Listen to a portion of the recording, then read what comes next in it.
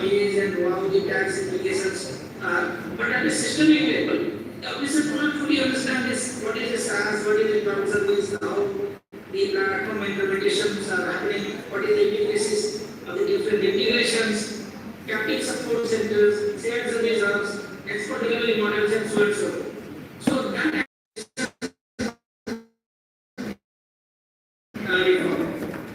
similarly, this particular is already addressed through a systematic and isolated framework analysis that is creating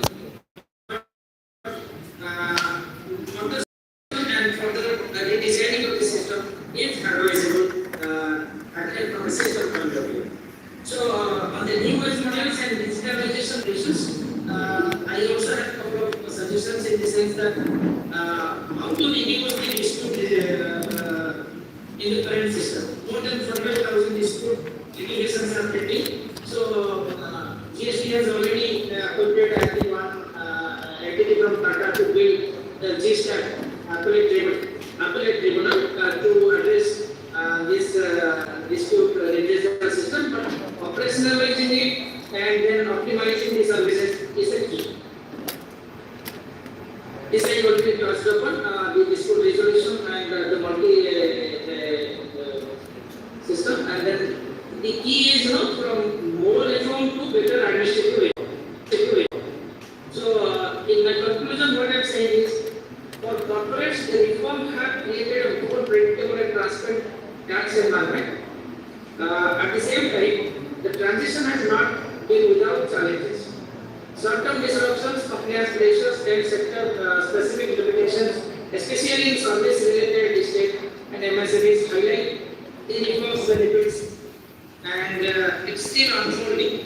But more important now is, as Brahma indicated, how to protect.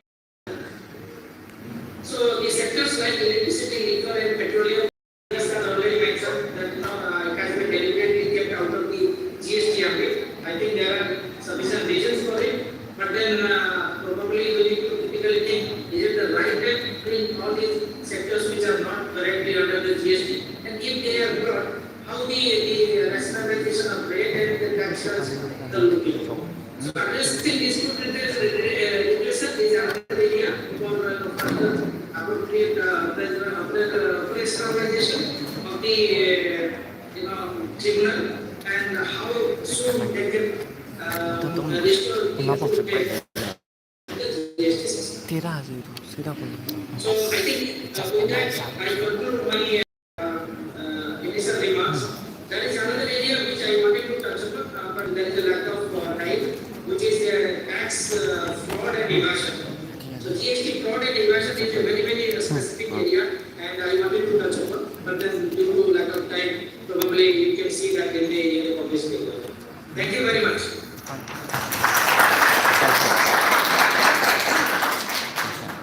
Thank you, Sri Dhiraj Mustogi, Professor M.L.P. Brahma, and Mr. Vijayananda Manda, for sharing your valuable insights and expertise with us. Moving on, we have address from the dignitaries of the class.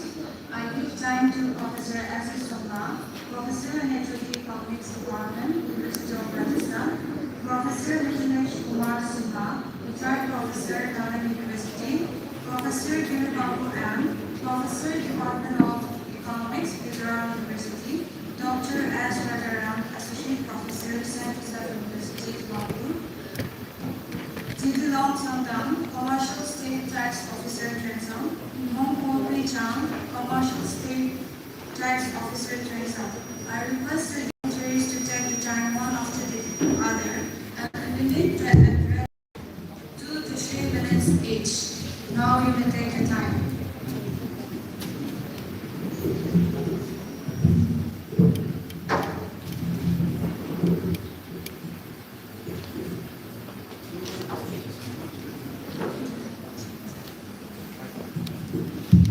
Good morning, everyone. Really, I am very much happy and delighted to be a part of this August Galaxy in this Paris campus of ZISAJI Presidency College, Kipre, Nagaland. Friends, I am thankful to organizers of this conference, particularly Principal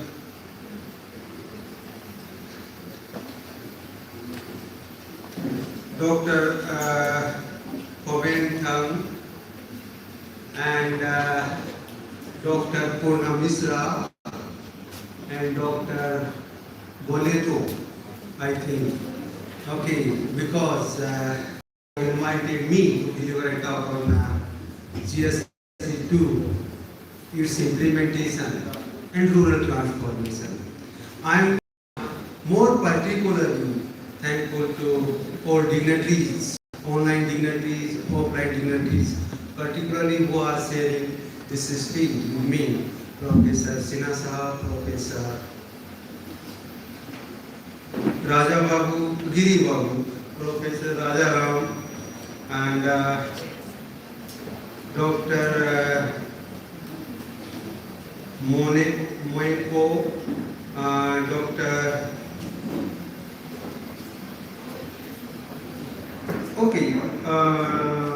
Mamta Panda.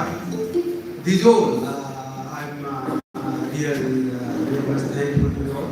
Dear friends, basically, just I had only 2 minutes for me to introduce about my theme of GST2 and rural transformation. Really, it is very much important aspect and one of the object of these reforms or this second generation tax reforms, because basically we heard our online speakers and a lot of things already they have discussed in large manner.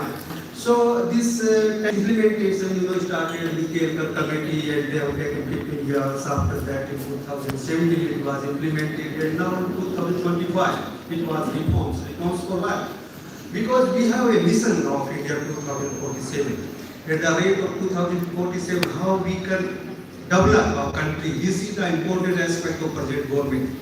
And during this time period of these 20 or 22 years, how we can achieve the target of these 30, enhance the digital integration of tax system, reduce the burden on citizens, and remove the cascading impact of taxes, and improve the ease of business doing. These are the basic objectives to achieve the target of India at the rate of 47, develop India at the rate of 47. Because we want to increase the per capita income with the object of inclusive growth.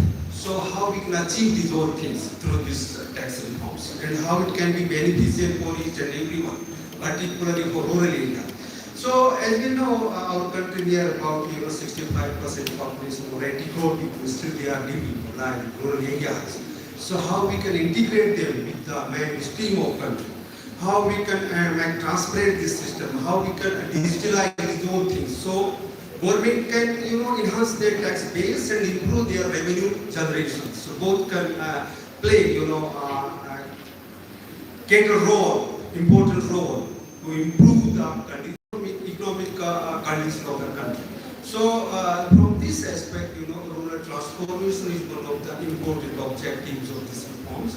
And I think in the plenary session, I think we put more focus on about these all things. So I think with these words, I should stop myself because the time cursor of 2 minutes is going around to me. So thank you once again to you all and have a nice day.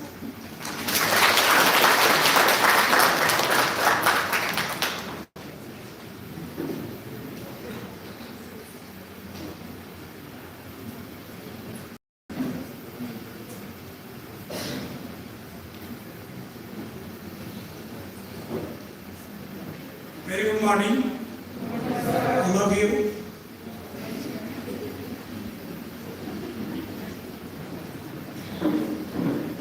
Compare Marcelino,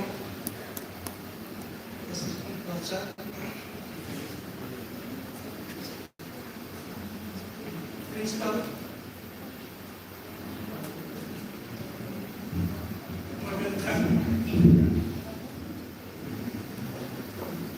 Professor Sumrani, Professor Giri Babu, Professor Raja Ramji, Principal, Dr. Kuntal Mishra, who did PhD under my supervision, and co-convener Dr. Mamta Panda, other faculties, and special guest who are online on the screen, and dear students. I express my sincere gratitude towards the organizer that I have been got opportunity to express my idea of 5 minutes.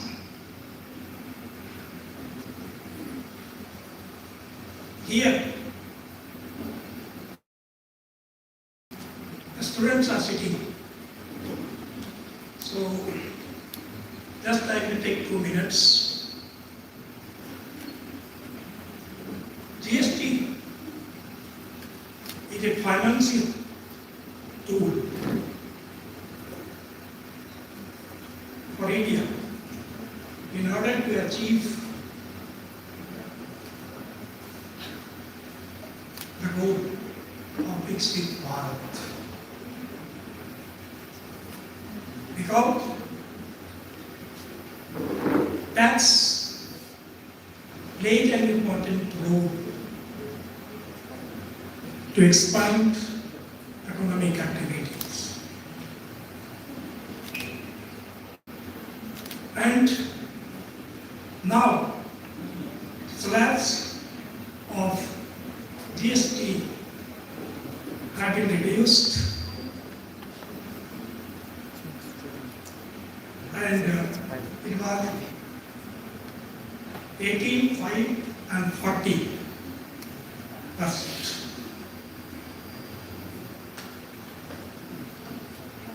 You know that the reduction of tax and purchasing power had inverse correlation. See, if tax is reduced, purchasing power will go up. And if purchasing power goes up, then consumption and demand will go up. And if demand gets expansion, then investments will take place. And if investment takes place, certainly job creation will be there. So, it will, the reform of GST will support India to achieve the goal of Viksit Bharat. And rest, I will discuss in plenary session. And with these words, again I thank Principal, Coordinator and Deputy Coordinator to give me time. Thank you. We are here to discuss how to achieve more than $30 billion. Whether some is possible. So through the GST or through the other many reforms of the government of India, many reforms like Atmanirbhar Bharat, G20 presidency, like you can select one family, one nation, one earth, Vasudhaiva Kutumbakam. Now we are talking about Viksit Bharat. I don't know whether the India is going to be highly advanced country, high developed. I don't know whether the India is going to be highly advanced country, high developed country by 2047. But I can say, I can guarantee, the India will be whether we're going to achieve $23 billion or $30 billion or 35. It all depends on how. For example, now we can select, because reducing the GST slabs 5 and 18, luxury may be 40. The savings will be more. Our consumption will be more. When the consumption will be more, automatically the investors will come forward. When investment come forward, automatically generation will be more, and employment generation is going to take into consideration. So all things I know, as an economist, Keynesian economics, mainly you can say transmission mechanism, it's all studied in the macroeconomics. So I think these all things we are going to discuss mainly what is the impact, the role and impact of GST, realizing the vision of Viksit Bharat 2047. I think coming sessions, maybe today and tomorrow we are going to discuss all things. With this introduction background, I think just I will thank you once again for my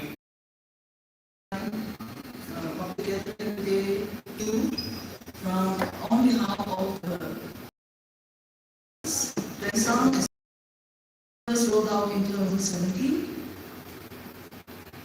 On the line, we are talking about GST 2.0. Now the point is, in the context of Nagaland, since we are here,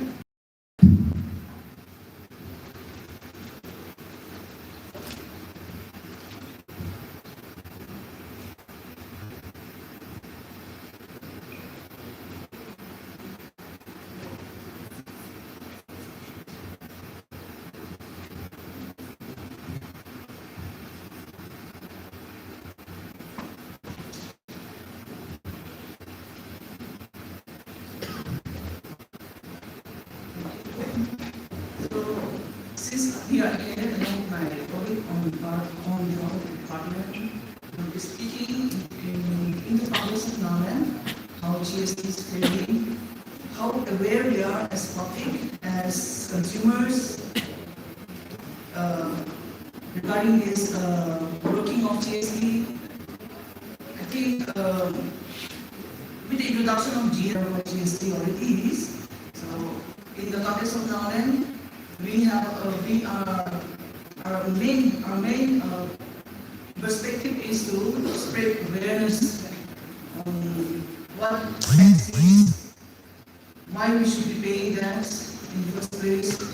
See, I will just sum up these in bring this to you in a poetic term, sense of like we are like threads here, weaving together this delicate fabric of the economy. We all know for a nation to succeed, economy is very essential. We have seen it, like some of the eminent speakers have already said, since the inception of the society, I should say, taxes were collected so that, in very simple terms, let me say, taxes were collected so that these are put into use for furtherance of our economy, for the development of our economy. So there will be more technical sessions coming up. So we are here to clear the talks on GST, registration, and all the details, how Nagaland is faring as a state. I think for the past few days, for a few months, since you are all aware of what's given in the newspapers, I think we are faring well in terms of GST collection and revenue collection and stuff like that. So we'll get into the details during the technical session here. So this is just a gist of what we, as the department is doing as field officers. So thank you for this time. Thank you.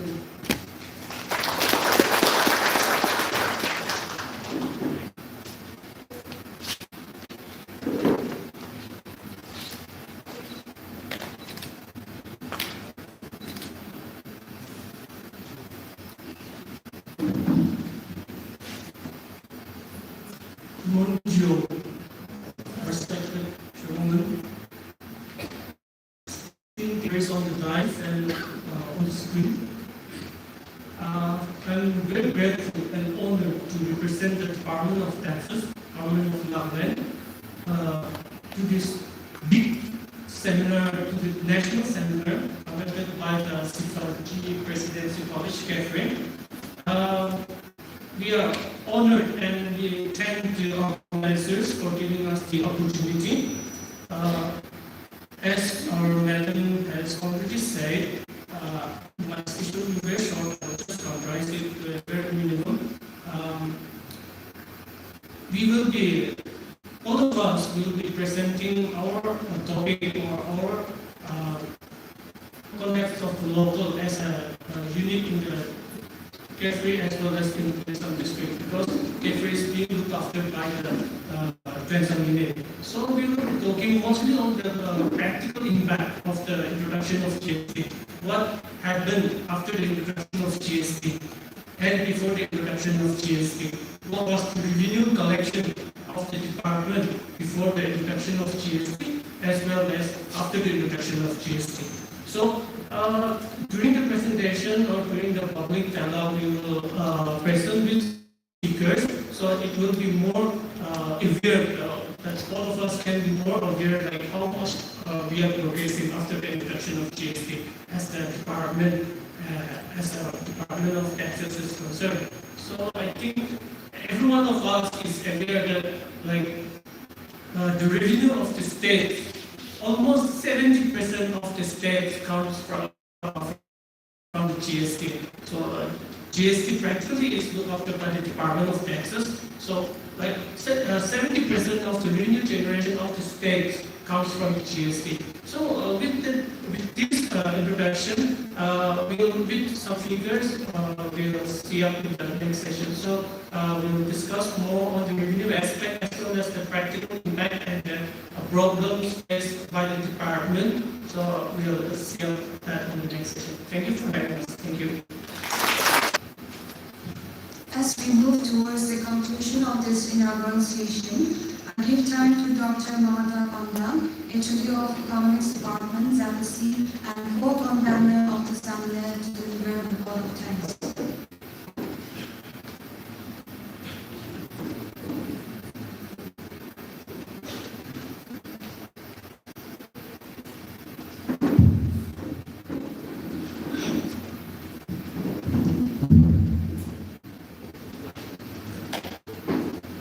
Good morning to you all.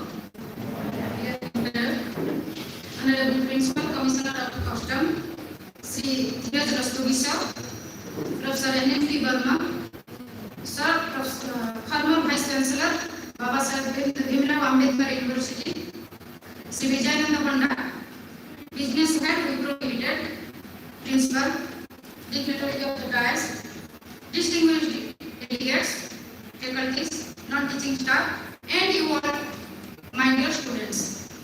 As you all know, every occurrence has an end. It's a great privilege for me to propose a vote of thanks for this memorable and successful event. I'll take a little more time, so keep patience, because after this, we will sing national anthem.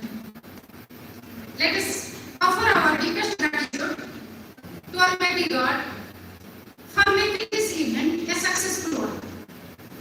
First and foremost, I'd like to express our utmost appreciation to ex-officio director V.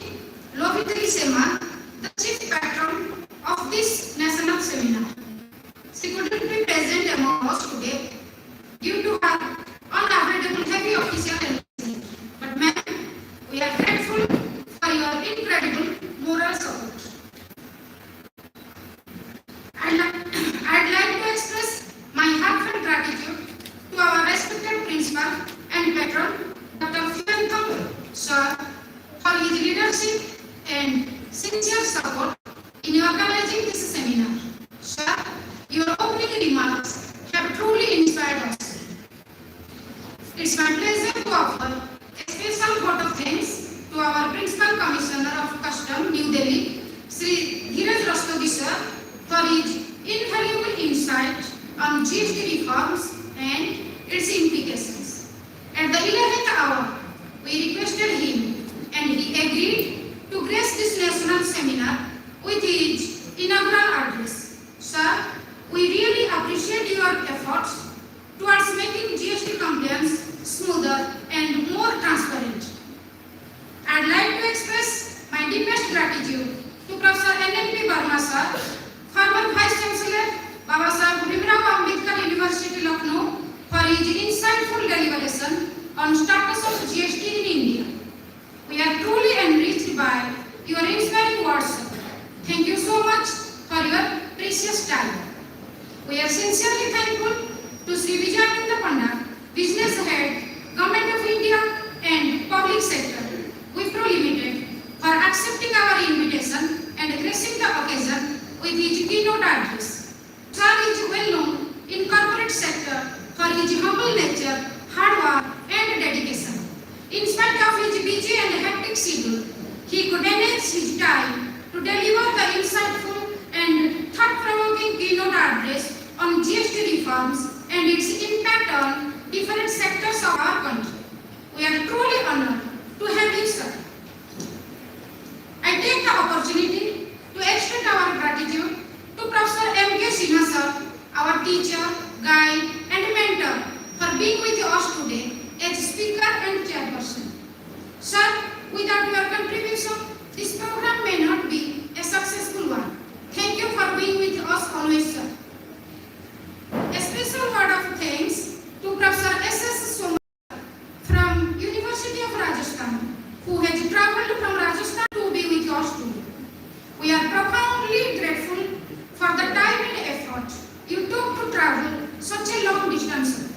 Your valuable contribution about the real impact of GST on rural India truly inspires us.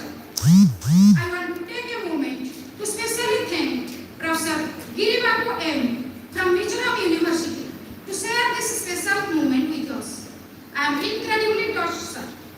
A huge thank to Dr. S. Rajaram from St. Joseph University. Sir, your willingness to join this seminar really inspired us. Thank you for your valuable time and insights. I'd like to thank all the resource persons joined in virtual mode also. I would be failing my duty if I do not convey my gratitude to Dr. Punachandra Mishra, seminar convener. A seminar of this magnitude in the most backward district of Nagaland does not come together overnight.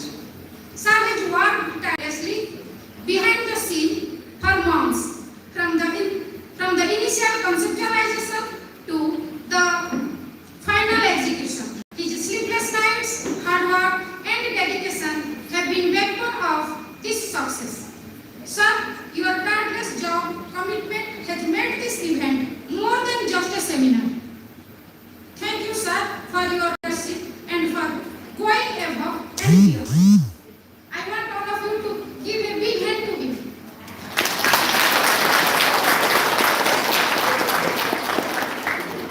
I extend my gratitude to Srimati Chidilak Santam and Sri Mokopi Chari, Commercial State Tax Officer, Queensland, for their precious presence today. We are thankful to the organizing committee of National Seminar for spending sleepless nights and days to make this program a successful one. I'd like to extend my gratitude to all the head of the departments, NGOs, USSC, USLB, political leaders, village leaders, Kipri Chamber of Commerce, businessmen for taking part in this seminar. A special word of thanks to our faculty members, non-teaching staffs and students for their cooperation. We are thankful to Mr. Longtili C. Santam, our former student and youngest entrepreneur of the state, for extending his best support to organize this national seminar. Our gratitude to Akheda Amulam and Kifri Mart for their valuable contribution to organize this national seminar. We are grateful for the partnership and looking forward to do more meaningful works together. Your support reflects a strong commitment to community growth and unity. Finally, a huge thank to media houses India Today, Eastern Mirror, Nagaland Post, Murung Express, Nagaland Tribune, Global Window, FNN and others for covering this national seminar. Once again,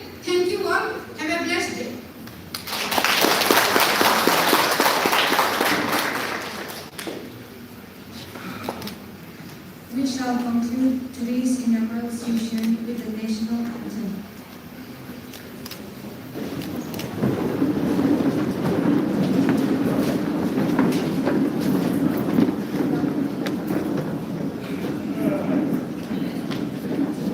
After this, we will continue with the public dialogue session.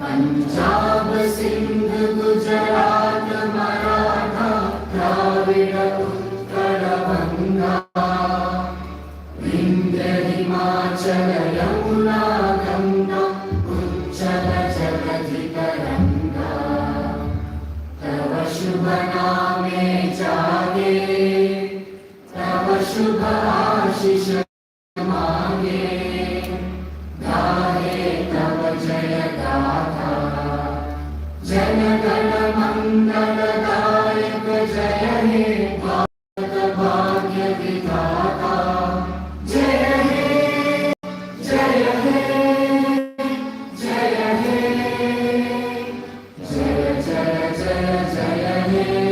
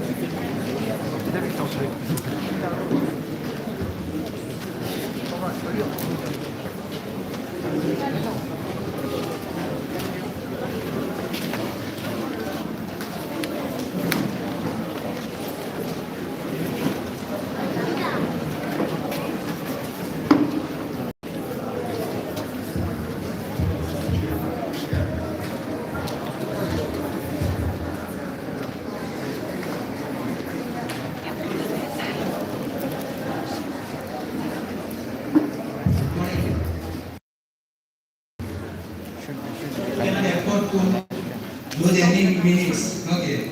So we have to start the second session, the public dialogue. Public dialogue session. After listening all those great speeches by our